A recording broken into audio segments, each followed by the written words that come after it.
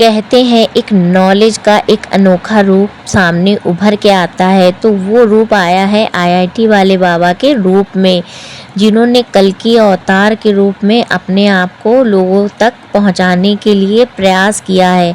अब बात करते हैं कांटे वाले बाबा की। कांटे वाले बाबा तो पैसे कमाने के लिए बेचारे बहुत टाइम तक स्ट्रगल कर रहे थे, पर लोगों को वो भी समझ में नहीं आया। और बात करते हैं ममता कुलकर्णी की।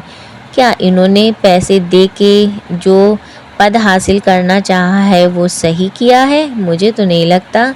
तो इस तरह से बहुत सारी चीज़ें हो रही हैं और प्रयागराज में कुछ ऐसा हुआ, 1.5 करोड़ लोगों की भीड़ इकट्ठा हुई 12 तारीख को। और रीजन क्या था? माघी त्यौहार पूर्णिमा, जो मध्य पूर्णिमा कहा जाता है। लेकिन नहीं, उन्हें तो मध्य पूर्णिमा में स्नान ही करना है। अब बात करते हैं मोनालिसा की। उनको वायरल किस लिए किया न्यूज़ वालों ने? उनकी आइज़ के लिए। क्या दुनिया में सिर्फ उनकी ही एक आइज़ अच्छी है और किसी की नहीं? ऐसे ही प्रयागराज में आग लगी, काफ़ी लोग जले और काफ़ी नुकसान भी हुआ कह सकते हैं। लेकिन कुछ लोगों ने बताया कि कोई नुकसान नहीं हुआ, पर पैसों का बहुत सारा नुकसान हुआ है, लेकिन वो सामने खुल के नहीं आया है। अब बात करते हैं किन्नर अखाड़े की। किन्नर अखाड़े में तो काफ़ी फेमस लोग आए हुए हैं प्रयागराज, और प्रयागराज में स्नान करने। उनका भी एक टाइम होता है, एक शेड्यूल होता है स्नान करने का, 5 बजे से 4:30 बजे तक का।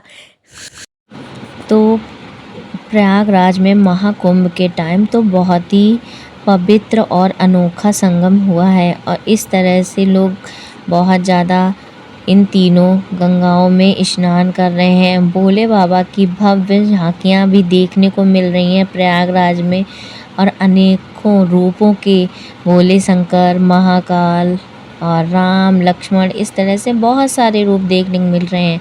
अगर आप भी प्रयागराज और कुंभ में स्नान करना चाहते हो और आईआईटी वाले बाबा से मिलना चाहते हो, जो बहुत ही अनोखे रूप में दिखाई देते हैं और अनोखी बातें करते हैं, तो इस तरह से मोनालिसा भी प्रयागराज में मिलेगी आपको। और वो काफ़ी सुंदर हैं और देखने में उनकी आँखें भी बहुत सुंदर हैं।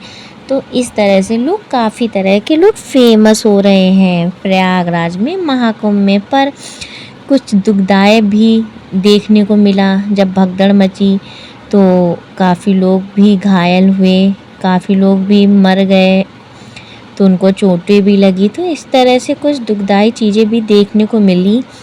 पर लोग कहते हैं कि कुछ अच्छे के साथ कुछ बुरा भी देखना पड़ता है, तो यही बुरा है कि लोग बहुत ज़्यादा बिलख बिलख के रो रहे थे अपनी फैमिली के लिए, और इस तरह से वो बहुत ज़्यादा बुरा हुआ। तो अब बात करते हैं कांटे वाले बाबा की। तो कांटे वाले बाबा तो अपना कमा रहे थे, खा रहे थे, किस तरह से बेचारे कांटे में लेट रहे हैं, स्ट्रगल कर रहे हैं, लेकिन लोगों को वो भी समझ में नहीं आता है।